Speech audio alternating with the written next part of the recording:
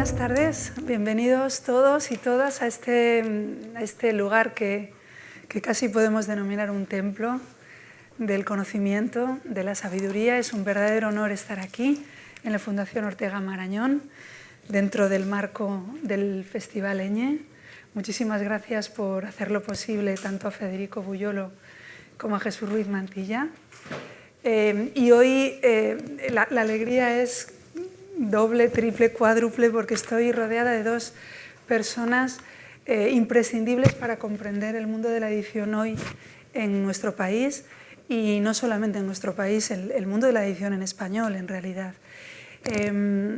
Las voy a presentar de una manera completamente breve, porque creo que lo importante es lo que ellas tienen que decir. Yo estoy deseando escucharlas, y además son personas tan conocidas que todo el mundo tiene alguna idea sobre ellas, ¿no?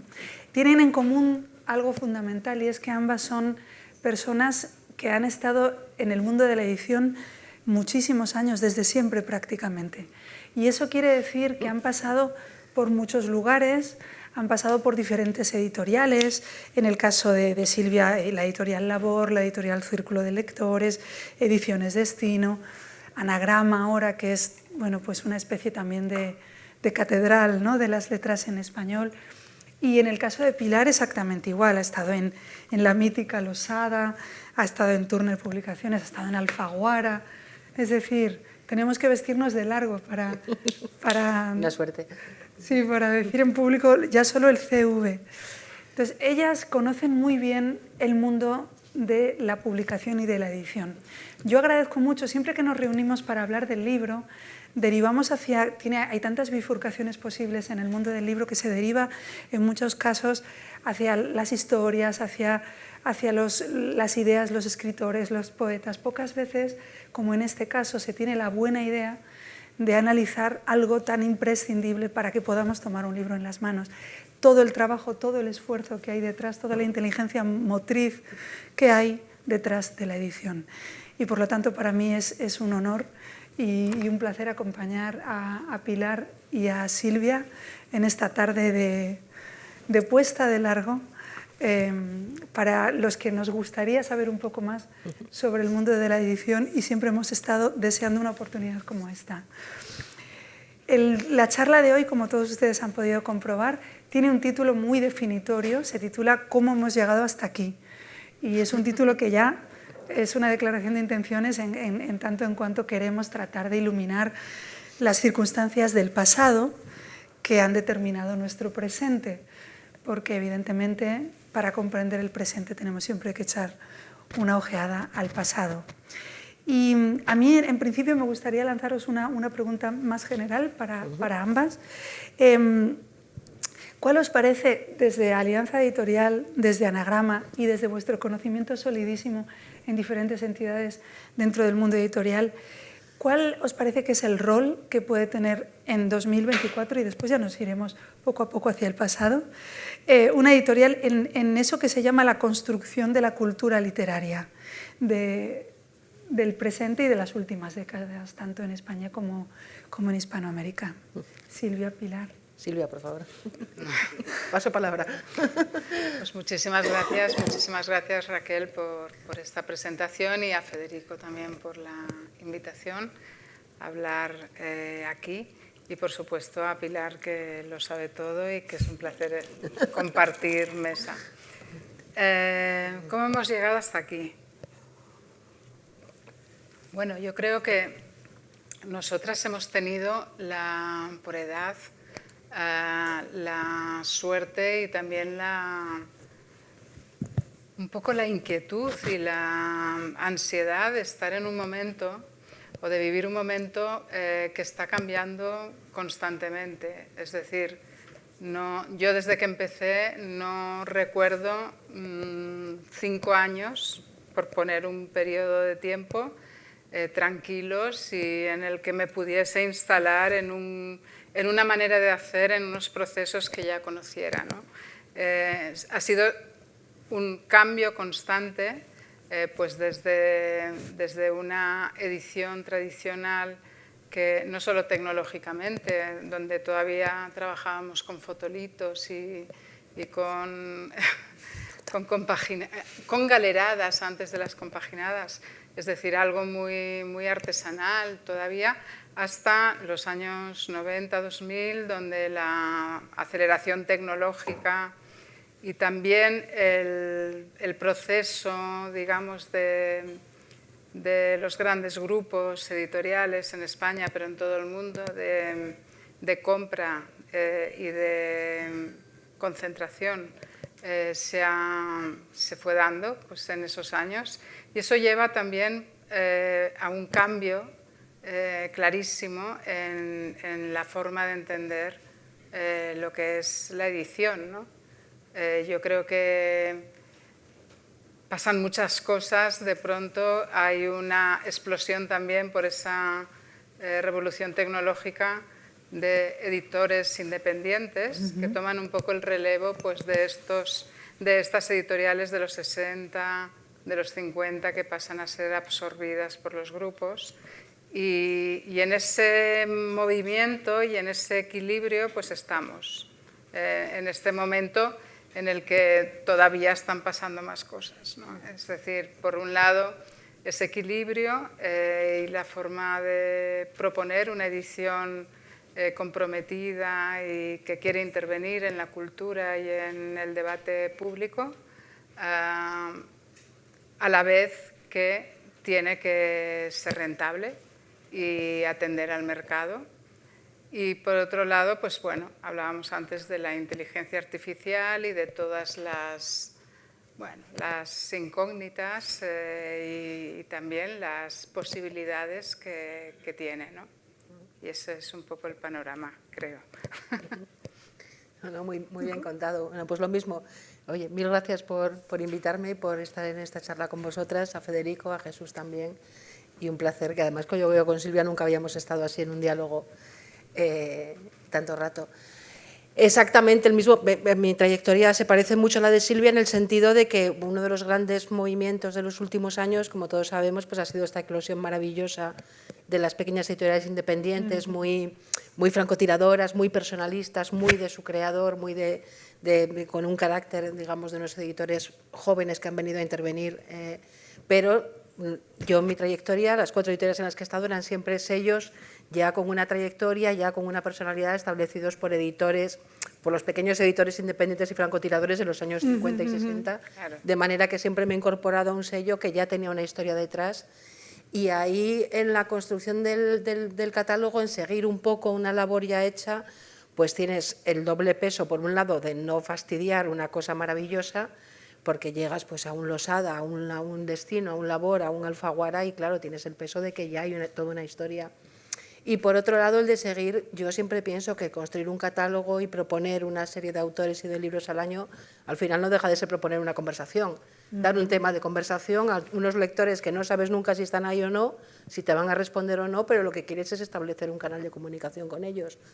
Yo el catálogo ensimismado, esto de la edición, no, esto no se va a vender o no tiene lectores pero hay que publicarlo porque tiene un valor intrínseco, pues claro que lo respeto, pero siempre he querido llegar a muchos lectores. Siempre mi propia forma de leer es hablar de lo que leo, y mi forma de editar también es que se hable de lo que editamos, ¿no? Entonces lo concibo como una propuesta de diálogo, como una propuesta de comunicación con un público, esperemos que amplio, y sobre todo con subirte a una trayectoria ya trazada, ¿no? Con comprender que un catálogo también es un diálogo con ese lector, como he dicho, pero al mismo tiempo es un diálogo interno entre los propios libros entre sí.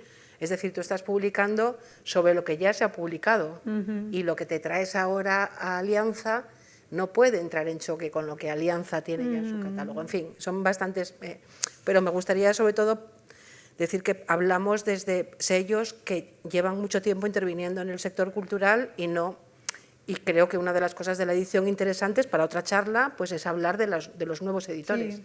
Pero nosotros estamos, digamos, en una edición que ya se puede considerar clásica.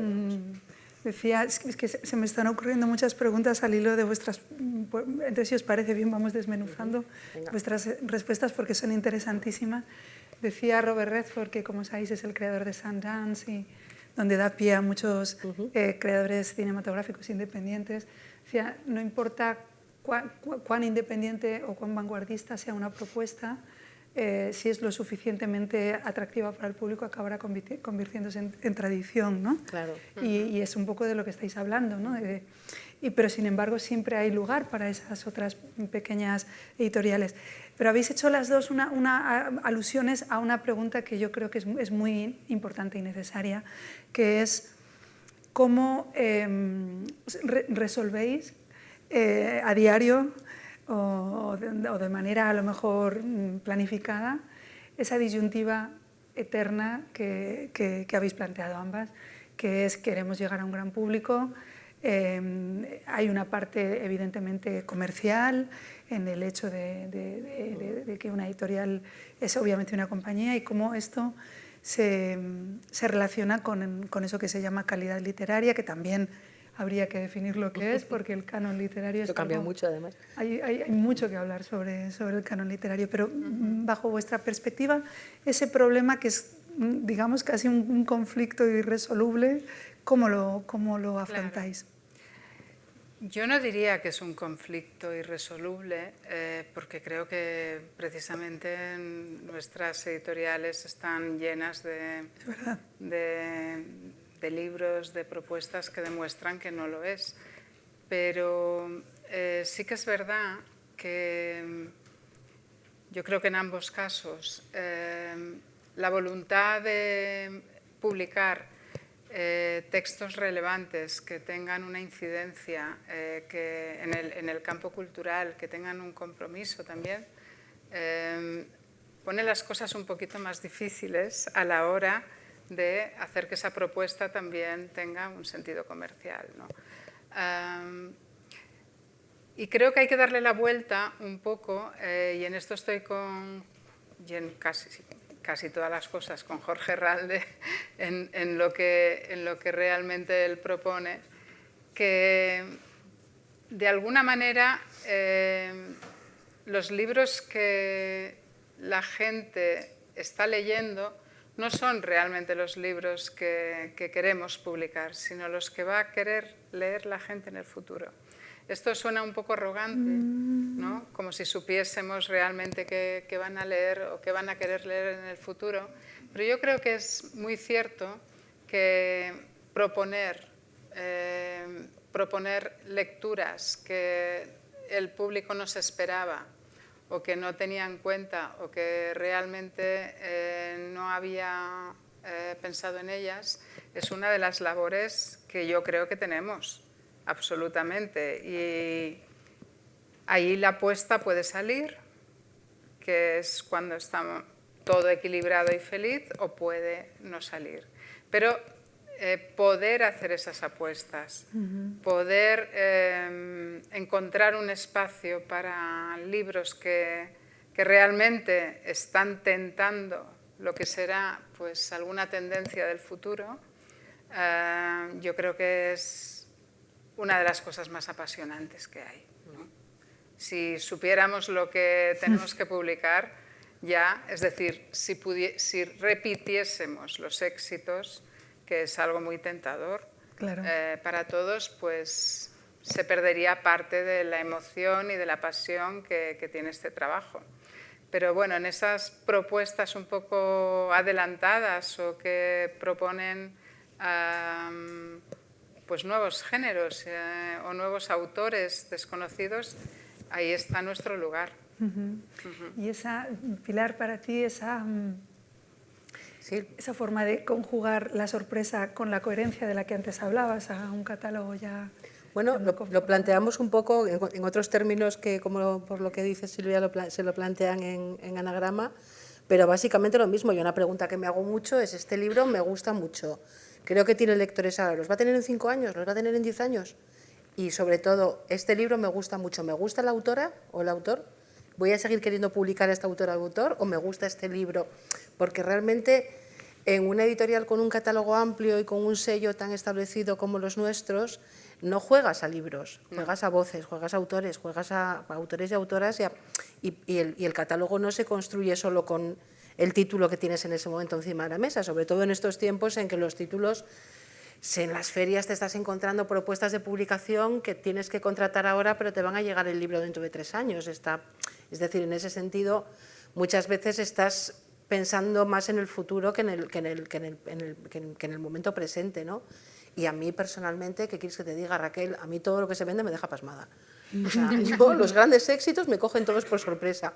Y pienso que es una suerte dentro de todo, porque si supiéramos lo que va a funcionar, pues nos despedirían a todos y pondrían el algoritmo. Claro. Siempre lo digo, ¿no? O sea, menos mal que no sabemos nada. Y que claro. o sea, que triunfa el infinito en un junco y nos quedamos todos, ¿pero cómo es posible? Y triunfa Millennium y nos quedamos todos, ¿pero esto qué es? Y entonces, claro, como lo que verdaderamente lo que son los blockbusters salen donde menos te los esperas y siempre un poco a contra, pues esto es una de las bellezas de la profesión, el que realmente no es fácil tener una idea de lo que va a funcionar.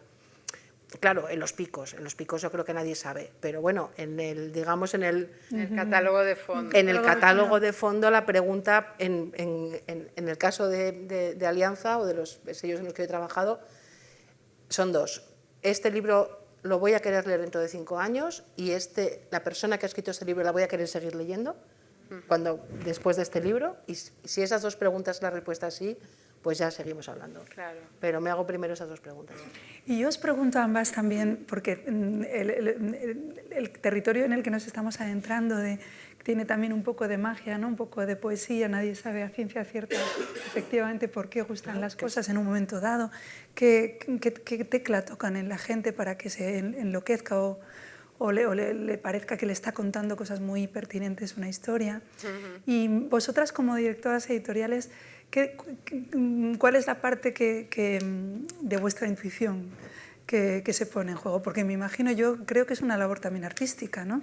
Esto de, me gusta este libro, pero a esta persona me va a gustar, voy a hacer una proyección de futuro, absorbo la energía que me desprende, aparte de la historia concreta. O sea, me da la sensación de que hay una labor que tiene mucho que ver también con el arte, en cierto modo, ¿no? En esta selección intuitiva, entre intuitiva y dirigida, ¿no?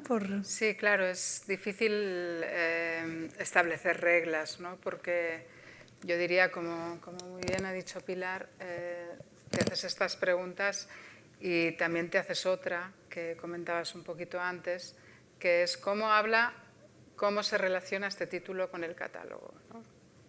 Cómo se relaciona con el propio catálogo, porque eso es muy importante. Y yo creo que ahí sí que está una labor, si quieres llamarle creativa, pero de absoluta formación constante de ese catálogo. Eso sí que es una creación. Y en la coherencia y en la sorpresa dentro del propio catálogo y dentro del idioma que manejan todos esos libros. Allí hay, yo creo que una necesidad de realmente seguir pues un curso que a los lectores también les sea reconocible, ¿no? Que tu editorial acabe siendo una marca, un lugar donde encuentras un tipo de libro que no sabes lo que tiene, pero que realmente te da seguridad, ¿no? Entonces, bueno, yo creo que hay muchas formas, ¿no? De utilizar esa intuición y después utilizar medios más seguros para corroborar esa intuición o no, ¿no? Porque si no... Yo creo que a veces con un autor, no sé, a mí me ha pasado que quizás el texto completo no creía que tuviese una perfección o un acabado realmente total, pero sí ver algunas imágenes o algunos párrafos en donde ves una idea o una simple imagen o una reflexión, dices, bueno, aquí hay alguien, ¿no? O hay una voz, o hay un estilo, o esto. Entonces apuestas un poco pues, por ese futuro. Es decir, no por ese libro en concreto que quizás no tenga el acabado que realmente te imaginas o que puedes desear, pero sí que le ves pues una fuerza en la voz, algo que te interesa y que te hace apostar por ello. Y eso a veces puede ser una apuesta de muchos años y de muchos libros. Si es que haces una política de autor, que es el caso de Anagrama, claro, donde pues hay más de 20 autores, 25 autores que tienen más de 10 libros publicados en la editorial, ¿no? Entonces, cuando hay esas apuestas, realmente pasan cosas, ¿no? O sea, pues desde Chirves, que empezó con Mimoun y que estuvo pues muchísimos años con un grupo de poquitos lectores o fieles que seguían sus libros, hasta la explosión y el éxito tanto primero en Alemania y después en España, precisamente de Rafael Chirves, ¿no? O, no sé, una autora como Samantha Harvey, que apostamos por un librito sobre el insomnio que me leí en una noche de Eden y que pensé, bueno, esto lo tenemos que publicar porque realmente hay algo aquí poético, reflexivo, llega a lugares que me parecen muy interesantes, o quizás la noche que me ha turbado, qué sé yo, y que ahora pues con la nueva novela ha ganado el premio Booker, ¿no? Y que resulta, bueno, pues un reconocimiento también pues a ese tipo de apuestas, ¿no? Claro, porque a veces, perdona, sabes perfectamente que las cosas tienen un momento que nunca sabes cuál va a ser. Claro. De hecho, es que hay muchos autores que dices, anda, si esto lo publicamos hace 15 años, lo publicó no sé quién y mira, ahora ha triunfado. De hecho, hoy en El País he leído una entrevista de Berna González Arbura, un autor marroquí que se llama, además tiene un nombre muy pintón, Abdel Fattah Quilito, al que publicábamos en Losada y tuvimos 120 lectores, o sea, si llegó a 120, y entonces hoy dice, ahora que este autor marroquí está ganando todos los premios y no sé qué, y he dicho, mira el bueno de Quilito, o sea, que le publicamos hace 20 años en Losada y vamos, y no recuperamos ni lo que nos hemos gastado en diseñar la cubierta. Pues sabes que a veces tú tienes esa intuición que dice Silvia de la que te tienes que fiar, porque no te queda otro remedio, porque si no sufrirías tanto que estaríamos paralizadas todo el día. Te tienes que fiar, yo por lo menos, de las intuiciones positivas. De lo que no me gusta no me fío tanto. A mí me puedes convencer de que una cosa que a mí no me gusta es una buena novela o un buen libro. Me puedo aceptar que una cosa que a mí no me gusta o que yo no entiendo es un libro estupendo. Bueno, pues ya encontrará su editor, que no soy yo. Pero cuando una cosa me gusta, no acepto de ninguna forma que es un libro malo. Entonces te tienes que fiar de eso, porque si no, es que no soportaríamos ir todas las mañanas al despacho, ¿no? Te tienes que fiar de decir, bueno, como esto me ha gustado, yo me mato por defender que este es un gran libro y una gran autora o autor delante de quien sea. Que luego va a salir dentro de 20 años en otro sello, pues bendito sea Dios, no te queda otro remedio que... También ese diálogo sucede entre sellos y todos tenemos en la cabeza, pongo el ejemplo de Quilito porque lo he leído hoy, porque me ha hecho mucha gracia encontrármelo ahí, el bueno de Quilito, pero está en El País de hoy, léanlo, que tiene la entrevista, tiene mucha gracia. Pero todos hemos visto pues esto, es que lo que está diciendo Silvia Chirves, que yo leí La buena letra en Debate, si no estoy equivocada, hace 30 años, y de repente pues los diarios han sido 2 años seguidos, libro del año, 3 años, pues claro, pues esas apuestas son, digamos, de todo el sector, ¿no? Habrá que compartirlo. Pero en cuanto a pensar que, o sea, si tú intentas diseñar eso no te sale. ¿Y os parece, por lo que estáis diciendo, que también la sociedad lectora, los receptores de los libros, hay un momentum en el cual se cruzan las propuestas con los lectores, pero que en otro momento no habría pasado? ¿Se necesita que de pronto haya, digamos, que las antenas de la sociedad estén dirigidas hacia un lugar o otro? ¿Eso os parece que puede tener algo que ver con la escucha? Hombre, por supuesto, y lo estamos viendo en la eclosión de cierta novela, digamos, de autoficción más femenina, que tiene mucho que ver con las reivindicaciones que están en la sociedad en este momento, ¿no? Y con los movimientos como el Me Too, como incluso con las primaveras en algunos países, en fin, claro que hay una sintonía entre lo que se publica y la sociedad, ¿no, Silvia? No sé cómo ves tú. Sí, absolutamente. Sí. Pero digamos que en corrientes que quizás están más cercanas a un tipo de narrativa más del momento, o más incluso periodística, si me apuras, ¿no? O más... Bueno, ha habido como una especie de, no fracaso, pero sí puesta en duda de la ficción. Eso es. Sí. Y de alguna manera, pues sí que toda esta corriente de la autoficción o de los libros o de la narrativa de no ficción ha sido completamente, como dice Pilar, algo que tiene que ver con la sociedad misma. Es decir, en un momento en el que el periodismo, las noticias son dudosas, ¿no? Y en donde no hay certezas, etcétera, yo creo que una necesidad de certezas y de que algo sea real de verdad existe a la hora de leer tanta autoficción o narrativa de no ficción, etcétera, ¿no?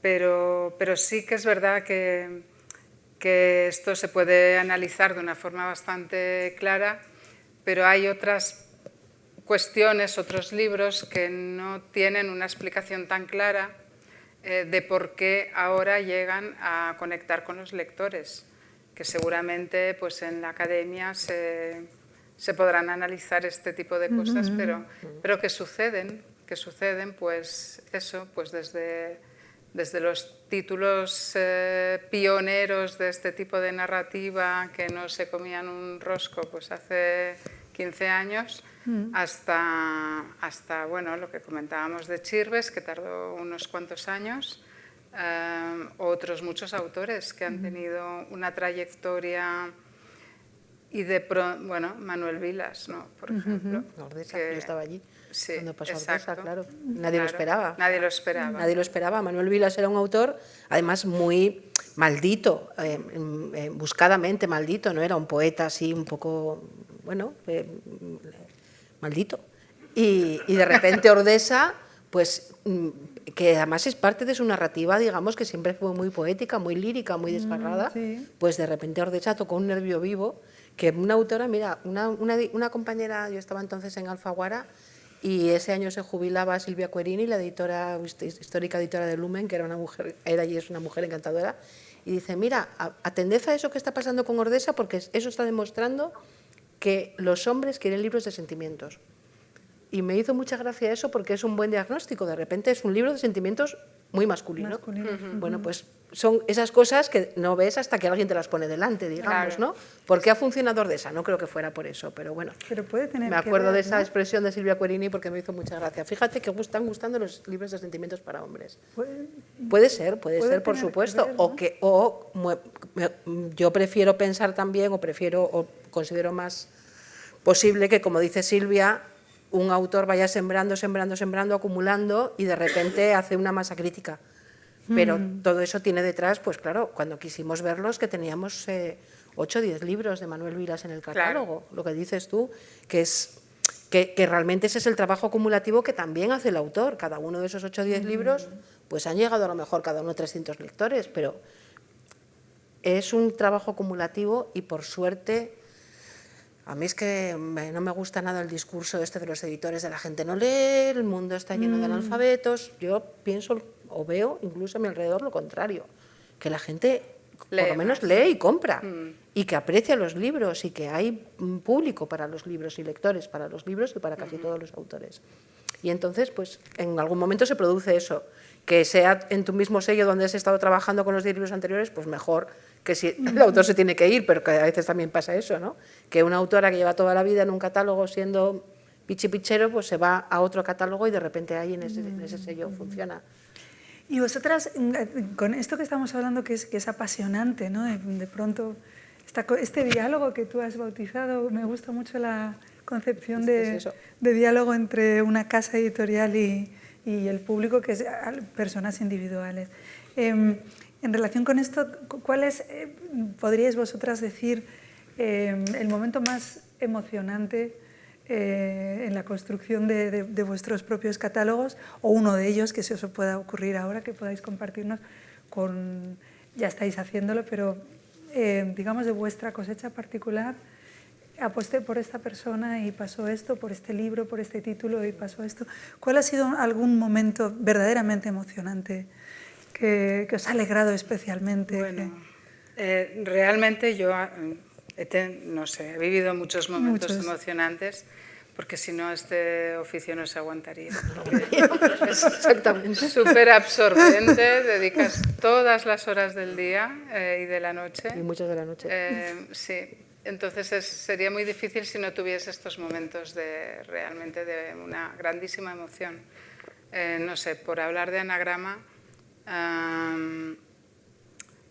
para mí ha sido muy emocionante cómo hemos podido, bebiendo directamente del catálogo, yendo a las fuentes del catálogo en los años 70, hemos podido construir pues, una colección como los cuadernos, como los nuevos cuadernos, que creo que está siendo pues, observada, mirada, leída y forma parte un poco de la conversación general. Y eso pues imitada, puedes decirlo, Silvia. Está siendo imitada, ¿no? Me encanta, es maravilloso. Sí, Es verdad, eso es una prueba irrefutable del éxito, ¿no? Y fue pues, una tarde de estas, bueno, de charla con Jorge, con Isabel Ubiols, una de las editoras de Anagrama, en la que de repente decidimos recuperar una colección que había sido exitosa en Anagrama en los años 70 y darle pues, un nuevo giro, una modernidad en el aspecto, pero también en la temática, y ha ido muy bien.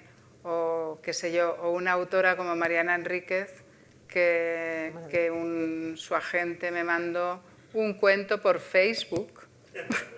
Imagínate, te tienes que leer este cuento y bueno, y de repente descubres una autora que no habías leído antes y que es apasionante y funciona pues casi desde el primer momento, ¿no? Eso es muy, muy bonito, sí. ¿Y tu Pilar? Pues me gustaría poner un ejemplo de alianza, pero no llevo todavía 2 años y no tengo un ejemplo que yo pueda decir que estaba allí cuando ha sucedido. Sí, yo no me llevo tantas alegrías como Silvia, porque... Seguro que sí. Porque no he estado en Anagrama nunca. No, y me gustaría decir, claro, eso no lo va a decir ella, pero lo digo yo. Anagrama siempre ha tenido el buen ojo clínico y eso todos los que hemos crecido en la cultura en español en los últimos medio siglo sabemos que Anagrama ha tenido la capacidad de marcar el gusto. Es decir, de lo que no nos gustaba, pues lo pone de moda Anagrama, pues, y lo ves ahora. Benjamín Labatut, o sea, cosas que no hubieran funcionado en otros sitios funcionan en Anagrama. ¿Por qué? Porque todos confiamos en que si lo publica Anagrama algo tendrá, ¿no? Entonces, creo que eso también es un patrimonio único y que es el mérito también de un catálogo como el vuestro. Mira, me gustaría poner un ejemplo un poco remoto que pasó en Turner, en estos años terroríficos, porque claro, yo llevo 21 años ahora, empecé a trabajar en edición en 2003, llevo ahora 21 años, y ya he pasado 2 crisis gordas, porque aquí la verdad es que se pasan momentos muy duros, es decir, es un negocio que siempre estás en el límite económico, se hacen los presupuestos con muchísimo cuidado, es un negocio en el que siempre estás a punto de perder dinero, y en cuanto ganas con un libro ya estás perdiéndolo con el de al lado, o sea que siempre estás muy, muy pendiente de esto. Y en 2012, 2011 fue un poco una experiencia parecida a la que está diciendo Silvia. En Turner, pues como todo el mundo, la crisis de 2008 nos había pegado muy fuerte, era una empresa pequeña, independiente, española. ¿Y qué hacemos con nuestra vida? Y en una comida con un señor mexicano que estaba aquí, no sé muy bien por qué, pues nos vamos a comer y me cuenta que en México se ha vendido muchísimo, el libro más vendido, porque se recomienda en las escuelas, la historia mínima de México. Yo dije, anda, pues una historia mínima de España funcionaría muy bien. Y con esa tontería, en una comida con un señor al que había conocido ese día, en la cosa de historia mínima, bueno, nos pusimos de acuerdo con la editorial para comprar esa marca, etcétera, y publicamos la historia mínima de España de Juan Pablo Fusi.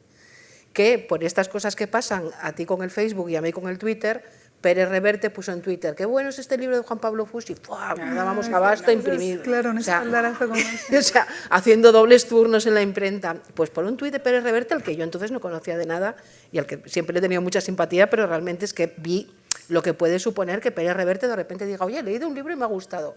Nos quedamos todos como no sabíamos que era así.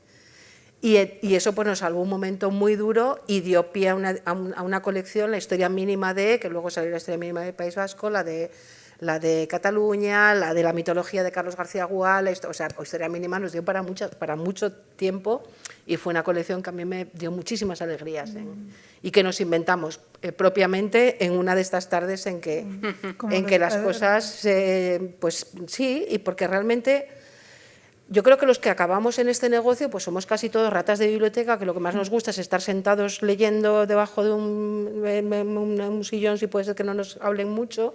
Y lo raro y lo curioso de este oficio es que casi todo te pasa cuando sales a la calle o cuando hablas con los demás. Entonces, o sea, muy pocas veces te viene un autor, un libro al Facebook, o sea, pero lo normal es que esto te pase pues cuando hablas con Isabel Obiols y con Jorge, o cuando sales a comer con un señor mexicano, que es cuando las cosas... Entonces, claro, como... Bueno, me estoy armando un lío, ¿no? No, al contrario. No, pero lo dices muy bien. Con la distancia. Claro. Mucho para reflexionar lo que claro, estás diciendo, es que casi nunca te vienen a ver los libros al sofá en el que estás tú leyendo, que es lo que te gusta. Tiene mucho que ver con que tú veas otras cosas también fuera, ¿no? Y una pregunta que me muero de ganas por hacerle a dos de las grandes directoras editoriales de este país. Autoedición, que es un tema bastante en boga. La autoedición frente al mundo editorial. ¿Democratización cultural o retroceso del criterio literario? Uy, pregunta más amplia. Sí. Yo debo reconocer que no presto demasiada atención, o sea, me llegan cosas, claro, hay autores que se han autoeditado y que te llega su manuscrito y te dicen, no, mi primer libro, mi segundo. No es una fuente en la que yo esté buscando, creo que hay un tipo de edición, digamos, más comercial, más de gente joven, o sea, tenemos en el grupo Anaya, al que pertenece a Alianza, un par de sellos de narrativa más romántica, más joven, que efectivamente beben mucho de la autoedición. Creo que hay una actividad brutal y maravillosa. Yo me he quedado un poco más en los autores cuando tenían blog. Ahí sí estaba yo cotillando todo el día blogs por aquí y por allá. Pero la autoedición, que efectivamente es un momento de muchísima actividad, debo confesarte que no estoy muy pendiente. No sé si tú, yo tampoco. Tú tampoco, ¿no? No. También es verdad que el tiempo es el que es. Claro. Y digamos que donde se mueve el tipo de autor que nosotros buscamos, etcétera, no es ahí en la autoedición, aunque podría pasar. Claro. Es decir, ahí estaba Javier Castillo. Exactamente. Claro, pero no da tiempo. Es que no da tiempo. Yo tampoco lo miro mucho. También entiendo que precisamente la labor que hace una editorial es suplir un poco, es decir, hacer un filtro, ¿no? Hacer de filtro de todo lo que nos llega. Nosotros solamente para el premio Herralde de novela recibimos más de 1.500 manuscritos y diariamente, como os pasará a vosotros, recibimos muchísimos manuscritos durante todos los días del año. Claro. Ahora hemos tenido que cerrar durante un tiempo porque no damos abasto. Es horrible, además, los meses que tardas sin contestar. A mí me hace sufrir muchísimo la cantidad de correos que tengo sin contestar, que digo, el mes que viene seguro, sin falta, me he leído tu libro. Pero es muy difícil, no llegas y ahí se pasan cosas, claro, y de repente dices en la pila, todos tenemos por suerte esa experiencia de decir, este manuscrito que estaba ahí en la pila y de repente un día, pues eso, un viernes por la tarde que me cancelaron una comida, me quedé leyendo y mira, era fulanito. Pero te pasa una vez cada 5 años, porque la pila realmente no hay quien la haga bajar. Es una cosa tremenda. Porque es que la gente lee mucho, pero escribe más. Yo creo que escribe más de lo que lee. Eso se dice, ¿no? Gente escribe muchísimo. Pues de hecho nosotros tenemos con la Fundación Unicaja de Cádiz un premio de narrativa, que no es ni mucho menos de las dimensiones del premio Herralde, y el año pasado recibimos, y porque pusimos otra vez la cláusula de que tienen que mandar los originales impresos. Cuando abrimos a que los originales llegaran por correo electrónico fueron más de 2.000. Sí. Más de 2.000. Pero claro, pues porque mandar un correo electrónico con manuscritos es mucho más sencillo que irte a imprimirlo a una copistería, encuadernarlo, meterlo en un sobre, etcétera, pero aún así más barato, ¿no? Recibimos 400 y pico, es que es una barbaridad. Y como lectoras, claro, porque una directora editorial es una lectora, una super lectora, vamos a decirlo así. ¿Tenéis algún truco porque vuestro tiempo es muy limitado, tenéis que atender a muchas cuestiones, tenéis que filtrar, tenéis que dar vuestra opinión sobre sobre muchos manuscritos. ¿Tenéis algún truco lector para haceros una idea un poquito más rápida de la validez o Yo creo que de una novela? Que son pequeñas cosas que vas desarrollando.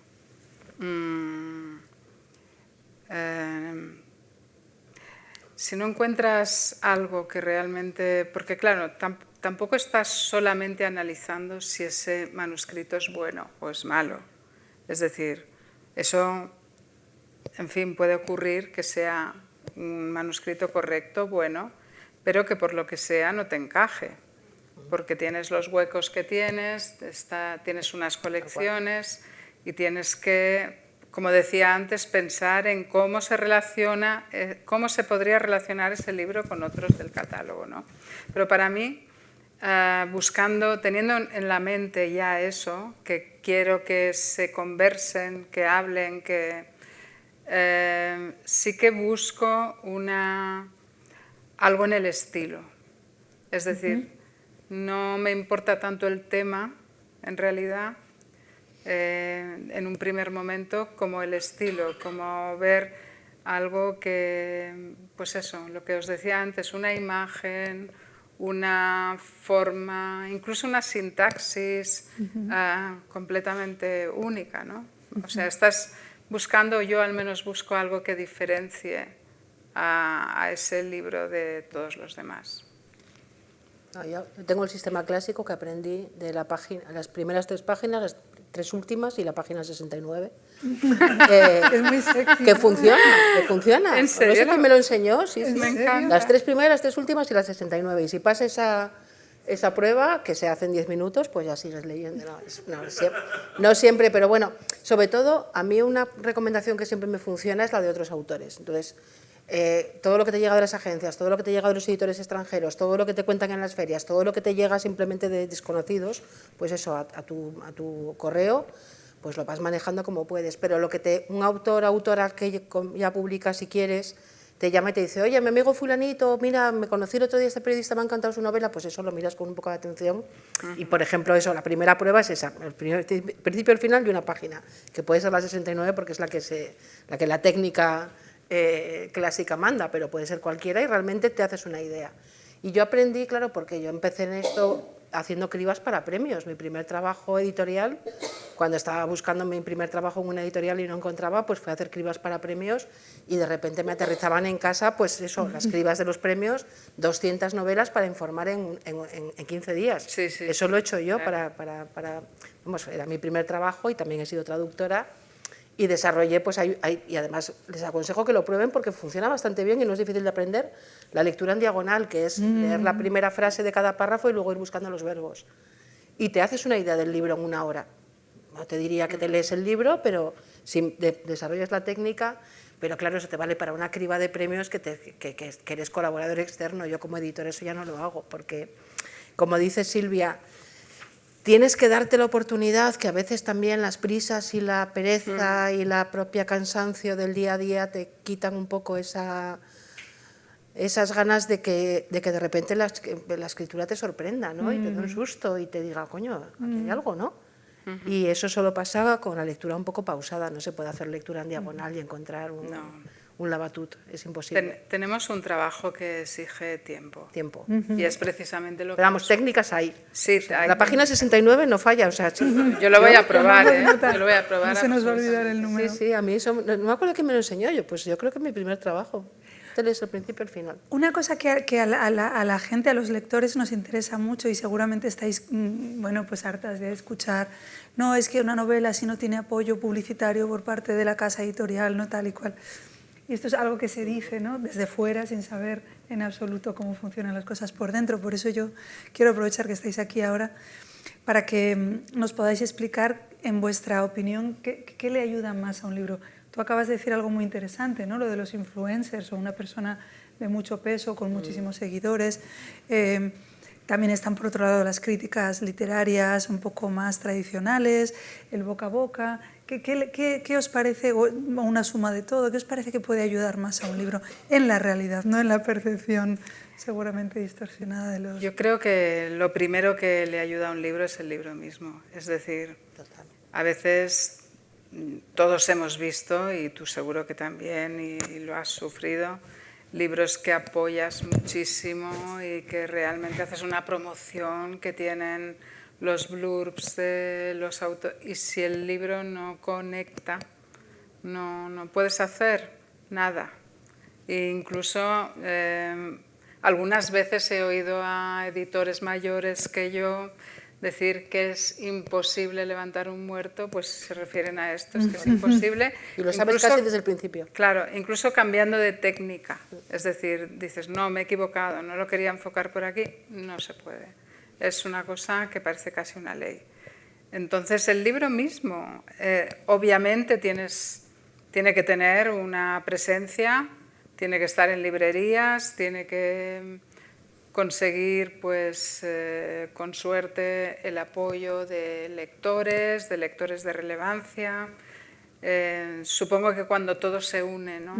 La prensa, las críticas, los comentarios o las recomendaciones, el boca a oreja, que es lo que mejor va, ¿no? La lectura de los lectores, ¿no? De los propios lectores.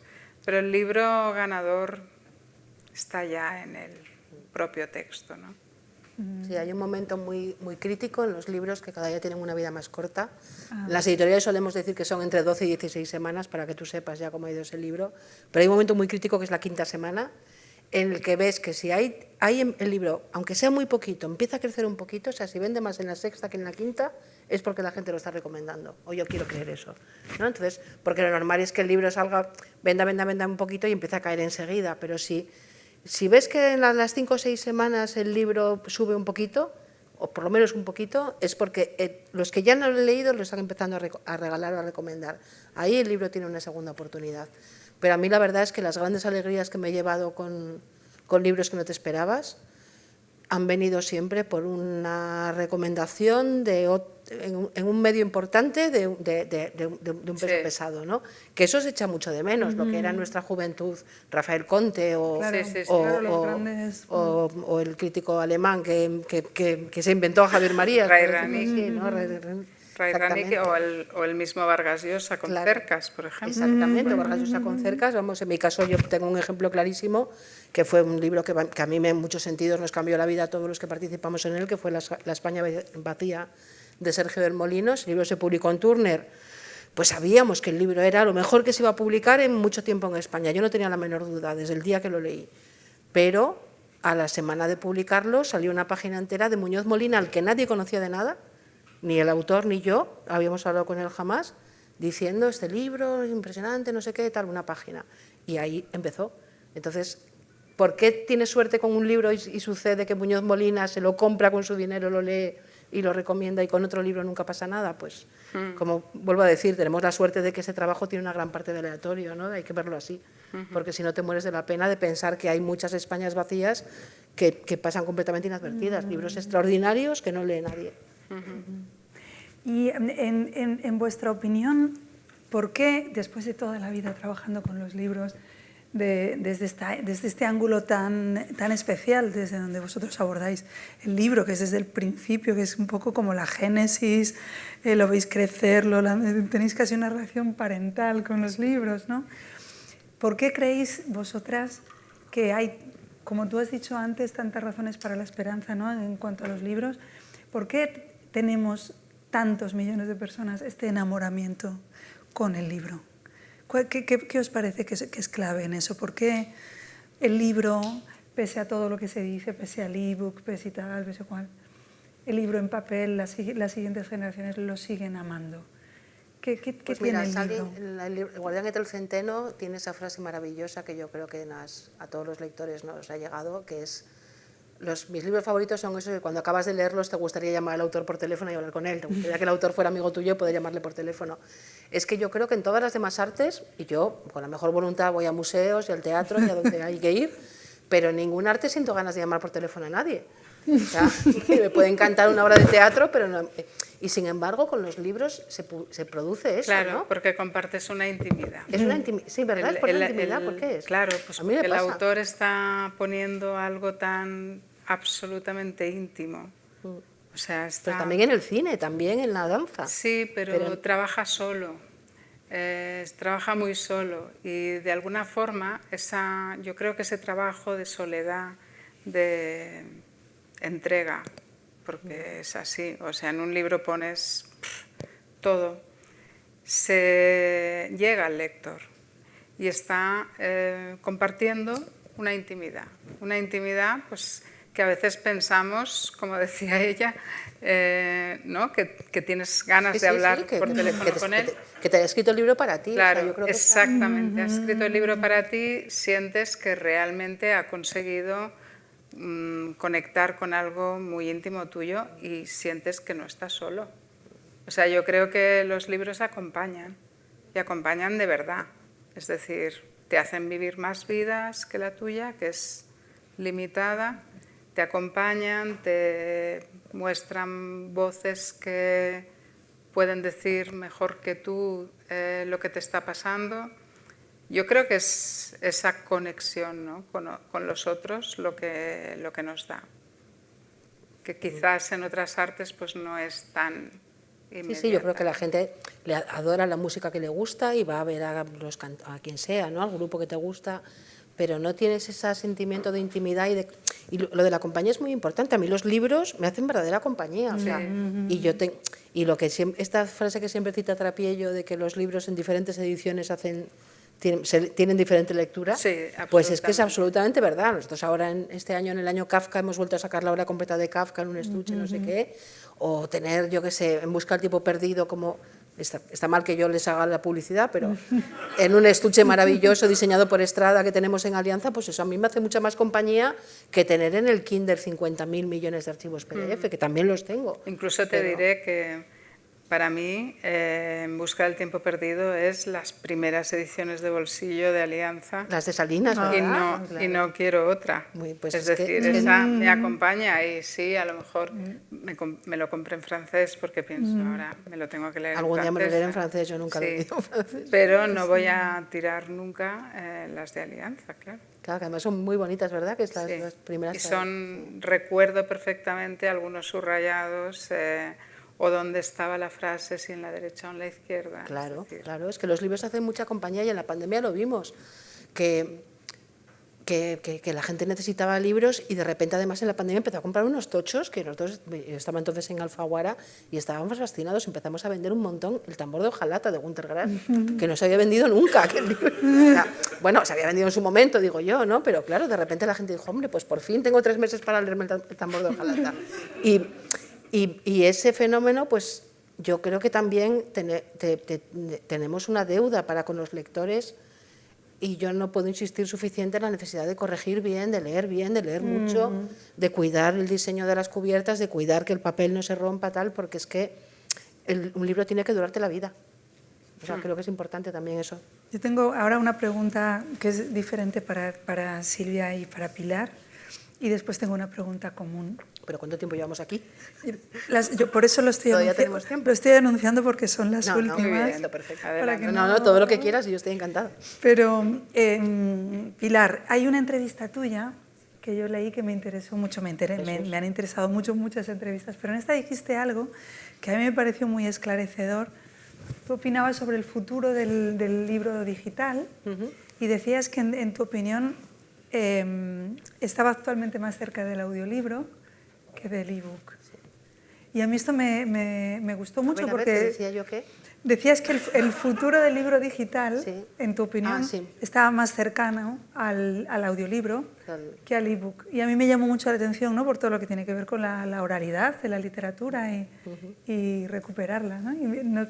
¿Podrías explicarnos un poco por qué a ti te parece? Bueno, es una cosa que hablamos mucho cuando yo empecé a trabajar en 2003, empecé a trabajar en esto, antes había trabajado en otra cosa diferente. Era la época en que se decía que al libro de papel le quedaban 4 días, o sea, yo en aquella época fui a muchísimos seminarios, a todo tipo de charlas, en fin, andaba por ahí ávida de conocimiento editorial y en todas partes oía que el libro de papel estaba condenado, o sea, que le quedaban 4 días. Y creo que incluso los propios cacharritos en los que leemos libros digitales, el propio Kindle, que es una maravilla y un invento maravilloso, es una imitación del libro de papel, mejor o peor conseguida, pero está pensada para el que ha conocido un libro de papel. Mientras que el audiolibro, que en España nunca ha acabado de arrancar, y mira que yo he conocido de pequeña hasta los libros en cassette, o sea, se ha intentado de todas las formas, el famoso CD-ROM, aquel.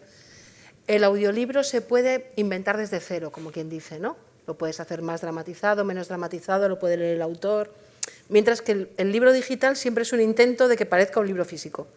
Entonces creo que de cara al futuro te dan más posibilidades la tecnología, además ahora que todos los datos ya son muy baratos y los puedes estar conectado directamente en tiempo real, realmente hay muchas más ocasiones en que puedes escuchar un audiolibro en el gimnasio, nadando, cocinando, conduciendo, que leer un libro digital. O sea, sí le veo. Sí. Yo no soy una usuaria especialmente adicta de audiolibros y, sin embargo, cuando tengo un rato me meto muchísimo y al final me parece como que me lo estoy leyendo yo a mí misma. O sea, le veo... Sí, o gente que conduce mucho. Yo tengo amigos que dicen, yo he leído esta semana 3 novelas y las han escuchado. Claro. Y verdaderamente la comprensión no difiere mucho. No. Y esta pregunta para ti, y luego la última común, y ya os dejo escapar con muchas más dudas, pero desde luego todo lo que habéis contado ha sido tremendamente iluminador.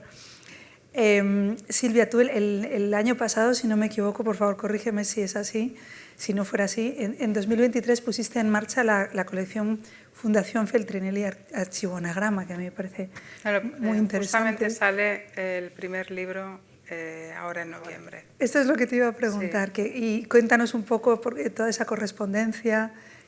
Bueno, pues nosotros tenemos en Anagrama un archivo, porque desde el minuto 1 Jorge Ralde tuvo la conciencia de, bueno, también se llevaba mucho más antes esto de guardar copia de todo lo que se hacía, de todas las cartas, etcétera.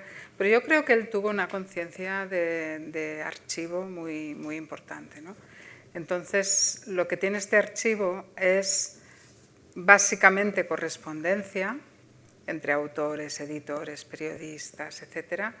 Pero bueno, también primeras ediciones, es un archivo fotográfico también y de algunos materiales de cubiertas, etcétera. Pero sobre todo es correspondencia.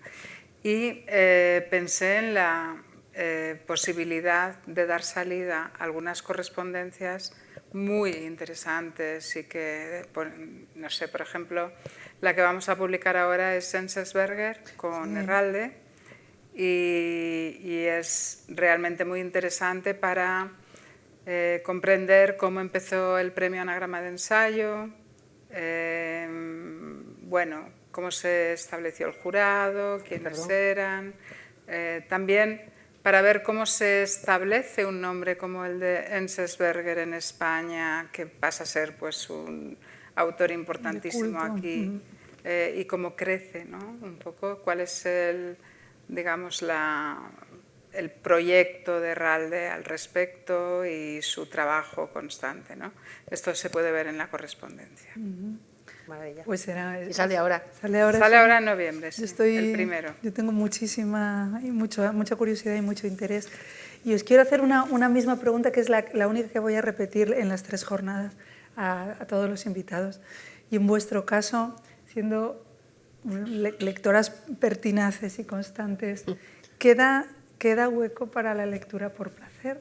¿Qué es lo que estáis leyendo ahora mismo, por ejemplo, por puro placer, que no tenga nada que ver con el trabajo? Pues mira, yo te diría que queda muy poco hueco. A mí me queda muy poco hueco. Me gustaría tener mucho más, también para leer otras cosas, otros autores que me interesan muchísimo y que no publico a Anagrama. Pero me cuesta encontrar ese tiempo. Entonces, bueno, en verano intento pues que no todas las lecturas sean de Anagrama. Y luego, pues por la noche, cuando ya me voy a la cama, tengo unos cuantos libros ahí en la mesita, y el último que estaba leyendo es una edición de todos los artículos y los textos que hizo Benjamin a partir de la idea de narrador, ¿no? Y bueno, estoy leyendo esto. Muy interesante, muy de Walter Benjamin, siempre actual. Sí, a mí sí me queda tiempo para la lectura por placer, no mucho, claro, y siempre tengo la mala conciencia de que debería estar leyendo un manuscrito que tengo que contestar en vez de una cosa que me apetece muchísimo leer. Pero sí, intento estar muy al día de lo que publican los demás. A mí hay sellos que me enseñan mucho también, más que la crítica incluso. Te lees los suplementos, te lees las críticas extranjeras, pero bueno, pues ver que está publicando pues, Blackie Books, sin ir más lejos. O sea, me he leído esto de Blackwater porque es que quiero entenderlo. ¿Y está bien? Pues el primero sí, luego ya está bien, pero a ver, mejor está Stephen King, ¿para qué nos vamos a engañar? Pero yo quiero entender. Sí, es básico. En gente tan maravillosa, o sea, es que lo que está haciendo Blackie Books es que es inventándose la edición cada 4 días. No puede ser, hay que matarlos algún día. Entonces, claro, cuando pasan cosas así, pues sí intento estar un poco pendiente. Pero ahora que lo estoy pensando, en realidad eso también es trabajar, ¿no? Un poco sí. Pero sí, y por ejemplo, a mí hay un tipo de narrador que es el narrador de mi vida, pues que son los grandes narradores americanos de mi juventud. John Irving, me leo todo lo que sale, Stephen King, tengo verdadera pasión por Stephen King, y además ya no solo por lo que escribe por él, o sea, yo soy fenómeno fan total de Stephen King, pues eso, lo era de Paul Auster, en fin, de los autores de mi juventud, sigo leyéndolos por placer. Y ahora que estoy en Alianza tengo un poco la mala conciencia de que me falta mucho clásico español por leer. O sea, yo soy, menos la 4ª serie, me he leído a Galdós creo que entero, pero a Unamuno, por ejemplo, he leído muy poco, de Baruja me falta un montón. Y de repente estoy descubriendo el placer de, mira, como yo no estudio filología, estudio otras cosas, pues estoy descubriendo el placer de tener toda esa maravillosa biblioteca clásica española en Alianza y llevarme de vez en cuando pues Niebla a casa. Y me lo leo con verdadero placer, digo, mira qué bueno es esto. Ya ves, tú descubriendo el Mediterráneo. No, pero fíjate, el propio Galdós decía, un gran libro, si quieren esperar a que la gente le vuelva a gustar de nuevo, solo hay que esperar un siglo o 2. Claro. Y volverá, bueno, ¿no? es que Galdós, ojalá, o sea, si yo pudiera pedir un deseo, pediría volver a poder leer a Galdós sin haberlo leído. O sea, es uno de los mayores placeres del mundo. Esto es algo que solo dice una verdadera lectora. No, leer Fortunata y Jacinta sin haberlo leído, imagínate. O sea, quiero volver al momento, el mayor regalo. Al momento antes, justo cuando empecé a leerlo, ¿no? O sea, leer como leíamos a los 16 años, imagínate, descubrir todo, ¿no? Ya, y ahora, es precioso. Es claro, tener todo por... Sí. Claro, yo fíjate, he llegado ahora a uno de los grandes amores de mi vida, uno de los más serios amores de mi vida, que es el bueno de J.D. Salinger, y ahora estoy en Alianza, donde está toda la obra de Salinger, ¿no? Pues si yo pudiera recuperar lo que yo sentía al leer los 9 cuentos de Salinger a los 22 años, pues ya no querría otra felicidad, más que, por lo menos laboral. Pues muchísimas gracias, Silvia, muchísimas gracias, Pilar. A ti, Raquel. Por este rato de felicidad, por darnos también pistas para la felicidad futura, apoyándonos en la felicidad pasada, y sobre todo por entregar toda vuestra inteligencia, toda vuestra alma, toda vuestra intuición, vuestra fantasía y vuestra imaginación al servicio de que podamos seguir leyendo libros, acercándonos a las librerías y sorprendiéndonos. Gracias a vosotras. Gracias. Gracias.